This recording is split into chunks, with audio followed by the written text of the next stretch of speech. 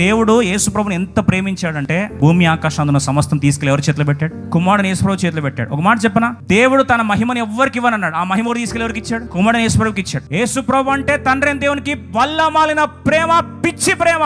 బాప్తిసం నుంచి నీ బయటకు వస్తా ఉంటే, ఈయన నా ప్రియ కుమారుడు, ఈయనందు నేను ఆనందించున్నా, నా ప్రాణం.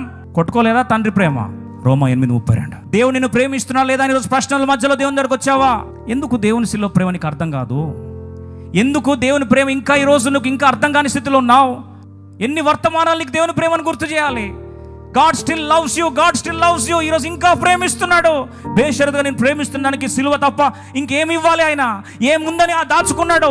చివరి రక్త బొట్టు దాకా అర్పించుకున్నాడే. నీళ్లు కారునంతగా ప్రేమించాడే.